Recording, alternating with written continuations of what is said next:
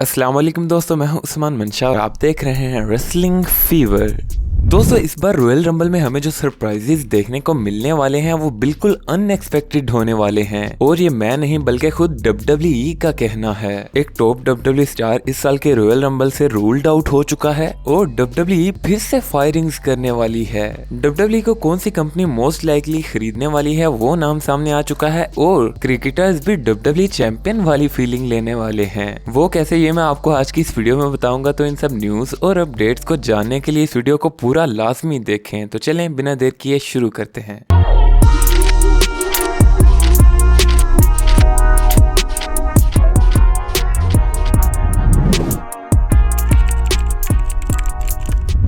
तो सबसे पहले हम लोग बात करते हैं WWE की फायरिंग्स को लेकर। तो जैसा कि आप सब जानते हैं कि विंस मैकमैन WWE में पूरी तरह वापस आ चुके हैं और जैसा कि फैंस उनसे एक्सपेक्ट कर रहे थे कि कहीं वो WWE सुपरस्टार्स को रिलीज ना कर दें, तो वो अनफॉर्चुनेटली ऐसा होने वाला है क्योंकि फाइटफुल सिलेक्ट की तरफ से हमें ये जानने को मिला है कि WWE कुछ ऑफिस कट्स करने वाली है। हाँ, एक्सपेक्टेड है कि इससे किसी भी WWE रेसलर को खतरा नहीं होगा बल्कि WWE सिर्फ स्टाफ मेंबर्स को फायर करेगी। मगर होप यहाँ पर यही करते हैं कि WWE फिर से रिलीजेस का सिलसिला ना शुरू कर दे जैसे WWE पहले किया करती थी।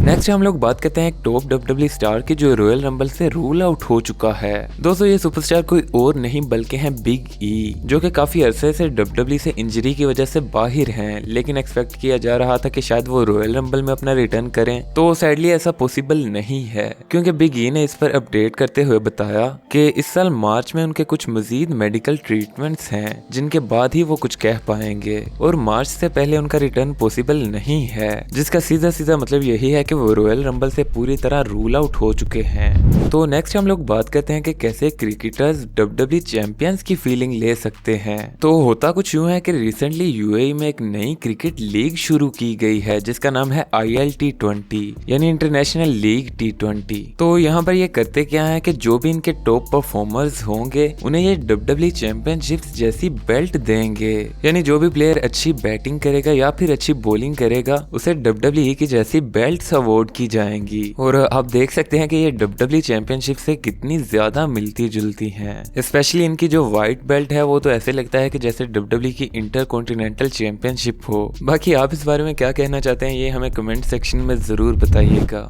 नेक्स्ट हम लोग बात करते हैं कि आखिर वो कौन सी कंपनी है जो WWE को खरीदने के लिए फेवरेट है। मैचेस को जीतने के लिए तो फेवरेट सुना था, लेकिन यहाँ पर तो WWE को खरीदने के लिए फेवरेट नाम भी बताए जा रहे हैं। तो फाइटफुल सिलेक्ट के मुताबिक यहाँ पर सऊदी अरेबियंस वो बिल्कुल भी नहीं है जो WWE को खरीदने के लिए फेवरेट हो, बल्कि जो कंपनी यहाँ पर WWE को खरीदने के लिए फेवरेट है उसका नाम है कॉमकास्ट। और यहाँ पर स्पोर्ट्स बुक्स का कहना है कि कॉमकास्ट बैटिंग फेवरेट है WWE को खरीदने के लिए।